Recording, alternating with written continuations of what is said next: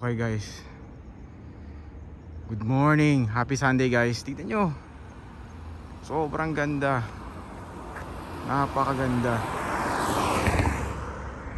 Hindi ako naka-mic ngayon kasi biglaan lang to eh. Ayoko naman, although dala ko yung mic ko, pero andun ako sa moment eh. So dadamputin ko pa yung mic ko, ikakabit ko. So gusto ko, ginagawa ko yung bagay at the right moment. Ganda. Alam niyo ba, lagi ko tong dinadaanan dati, pero hindi ko na-appreciate ng ganito kaganda. Tingnan nyo, dinadaanan din to ng maraming tao, pero hindi nila na-appreciate ng ganito siya kaganda. Solid. Ang ganda oh. Ito yung gusto ko pag Sunday eh. Kasi tahimik na nga yung Japan, pero pag Sunday lalo siyang tahimik. Lalo siyang tahimik. Solid oh. Wala kang naririnig. Wala kang naririnig. Wala kang naririnig na kahit ano. Ayun, may narinig na ako pero so good morning guys. Good morning. As in good morning. So Sunday ngayon. Sabi ko nga Saturday, Sunday, hindi ko kailangan gumising ng alas 4. Pero parang yun yung time para mag-enjoy ako. Pero kahapon naisip ko na wala naman. Parang hindi ko na gusto manood ng Netflix, hindi ko na gustong maglaro, mag-PlayStation, or tagal ko na rin hindi nagpe-PlayStation tsaka nagdo-Dota eh. Dota talaga matagal na. So tagal na. Tas kagabi nakuha ko yung feeling na gusto ko ng matulog dahil na-excite na akong magising kinabukasan. Excite na akong magising ng alas 4. So masaya nang gumising ng alas 4. Masaya nang gumising ng alas 4. Pero pagising ko ng alas 4, yung nag-alarm na yung cellphone ko,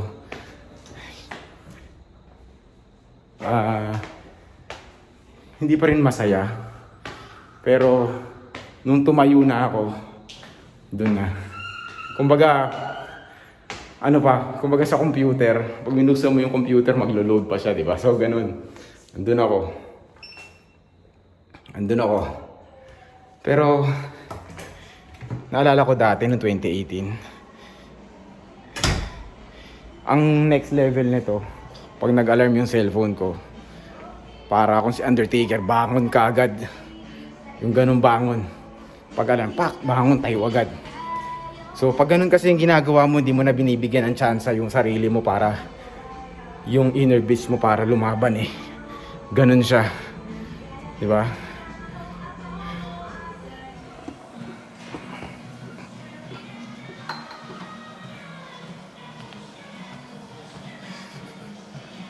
Check ko lang kung napindot ko ba.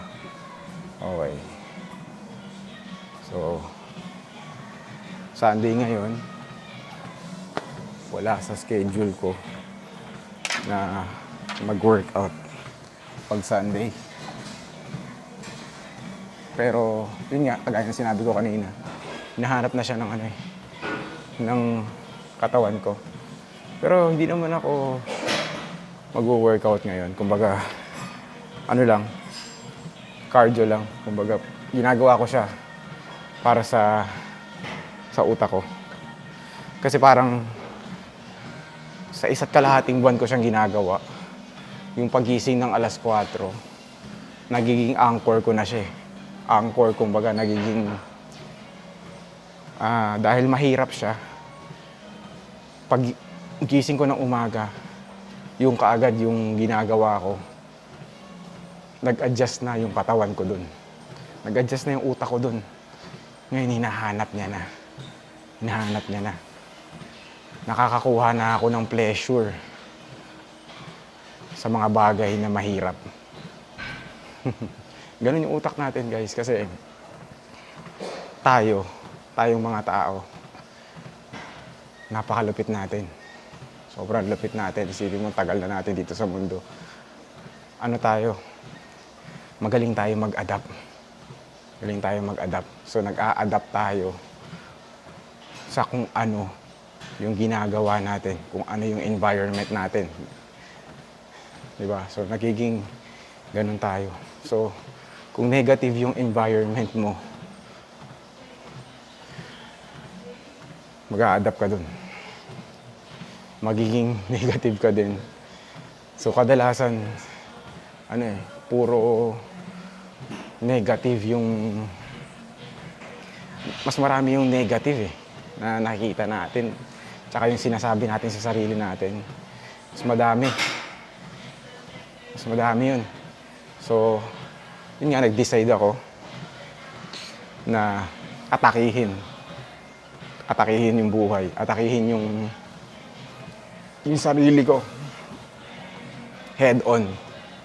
So, ngayon, nag-decide ako na, dire-diretso na talaga. So, alam ko kung papanoorin niyo yung mga past vlogs ko, palagi ko sinasabi na ito na yun, dire-diretso na to. Pero, alam niyo kung ano yung nag-hold back sa akin para gawin siya ng dire-diretso. Parang, ang dami kong videos Ang dami kong videos, pero hindi ko siya i-edit ko, pero hindi ko siya na-upload. Kasi parang cringe ako pag nakikita ko yung sarili ko na sinasabi ko yung mga motivation na ganito, motivation na ganyan. Ako nga mismo, hindi ko ginagawa Ako nga mismo, wala ako dun sa state na yun. Diba? Kaya, ang dami nagsasabi sa akin na, Coach, tuloy mo yung videos mo. Tuloy mo yung vlogs mo. Hindi siya nagsisink in sa akin kasi hindi ko na-appreciate yung sarili ko. Kumbaga, nakakatuwa kasi yung mga tao na yun na hindi ko nga kilala sa personal. Hindi ko nga sila kilala sa personal pero sinusuportahan nila ako. Na-appreciate nila. So, gusto kong magpasalamat sa mga tao na yun. So, kilala nyo kung sino kayo, na-appreciate ko kayo, papasalamat ako sa inyo. Parang, yun yung kung papanoorin nyo yung mga times, mga luma akong vlog, low times yun. Sobrang nasa ibaba ako nun. Although nagko-coach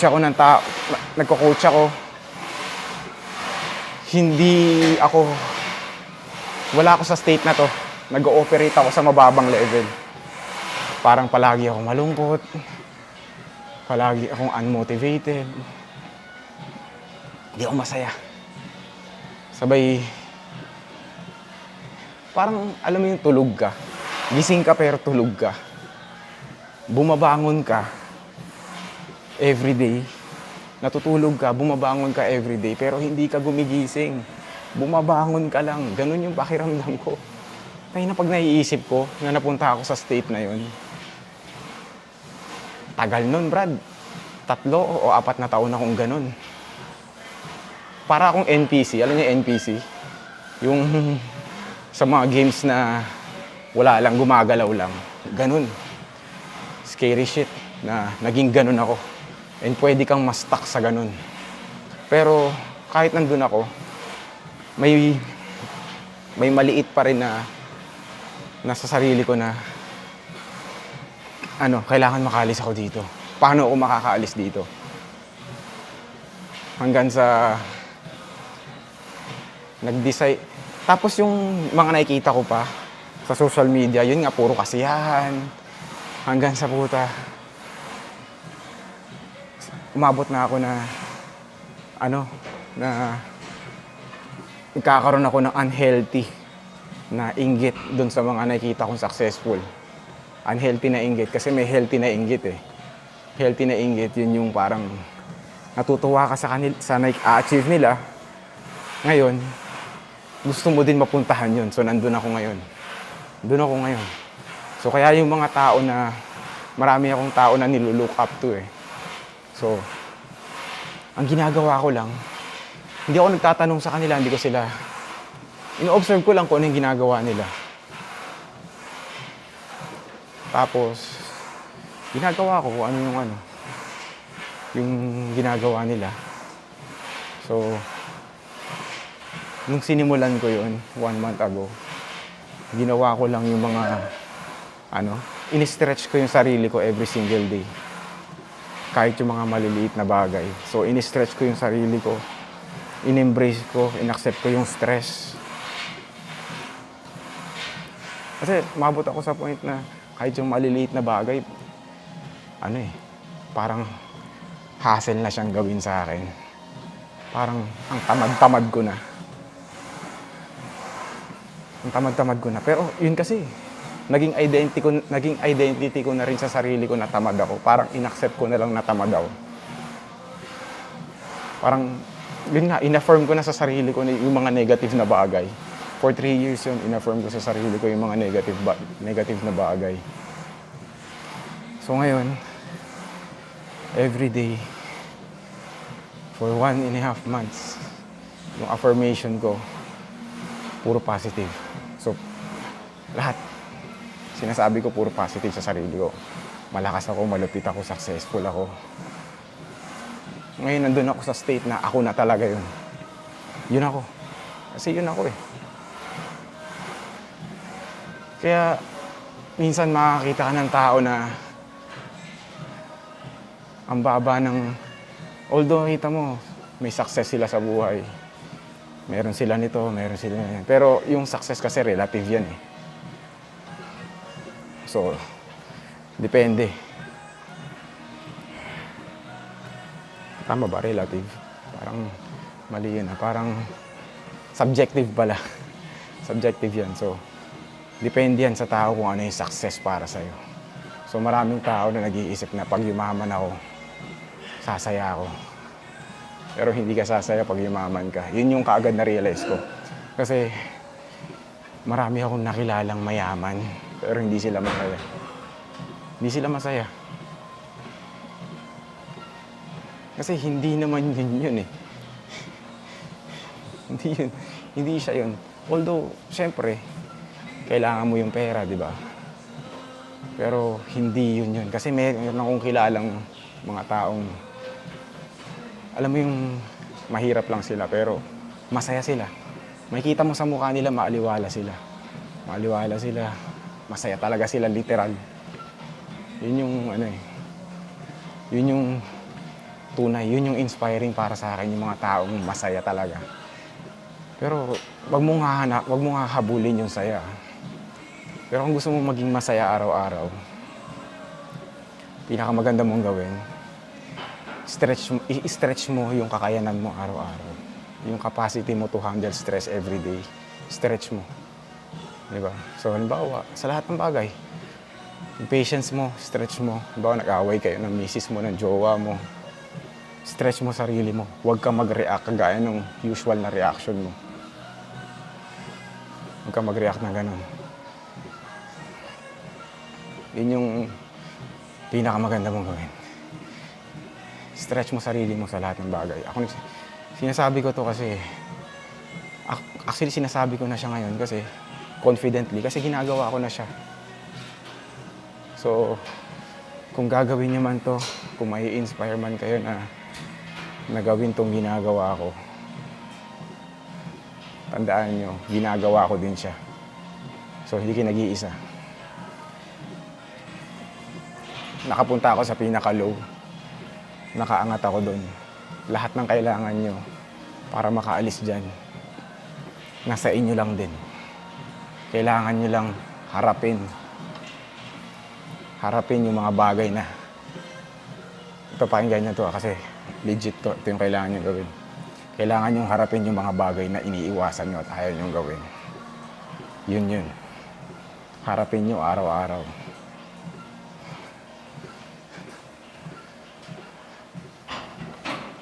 Gawin nyo yung kailangan nyong gawin. As in, lahat. Huwag nyo ipagpaliban. Kailangan mong magtupi ng damit. Huwag mong ipagbaliban. Gawin mo. Unahin mo siya kaysa sa pagsiselfone. Kailangan mong maglaba. Gawin mo kaagad. Right on. Ito pa. Gaano ka-detailed yung ginagawa ko.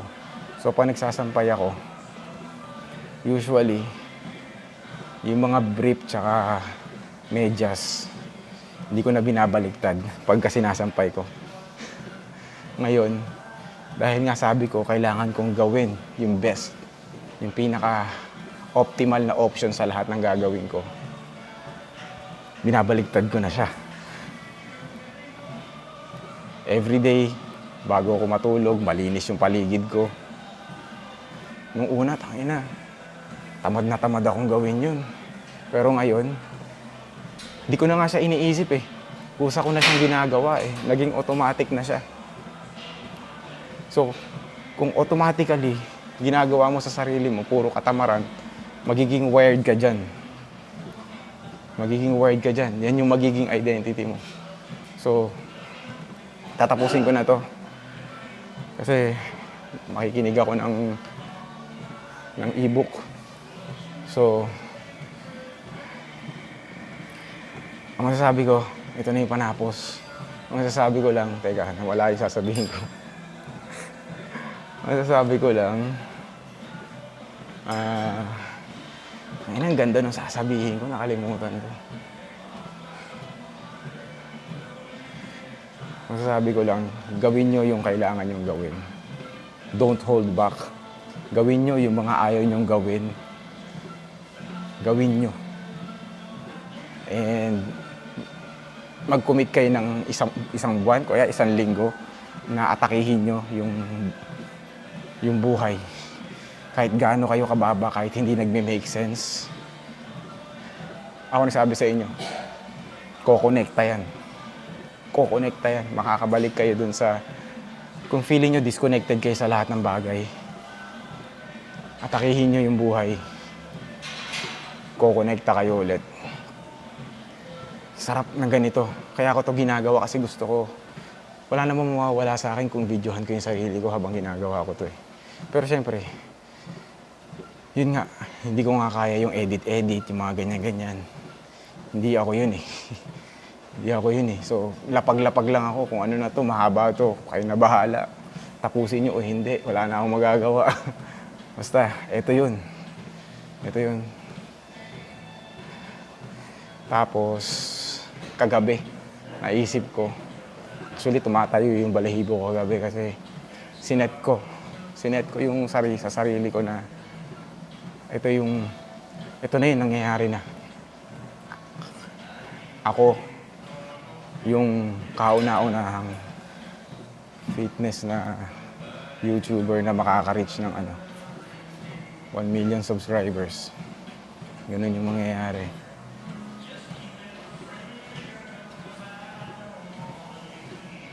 Ganun yung mangyayari. Kaya exciting to. Exciting. Tatrabahuin ko na. Hindi ko alam kung kailan. Pero papunta tayo doon, guys. Papunta tayo doon. Habang ginagawa ko lang yung gusto kong gawin. So, dito na tayo magtatapos. Everyday, atakihin nyo yung buhay. Everyday, atakihin nyo yung inner bitch nyo. I'm out.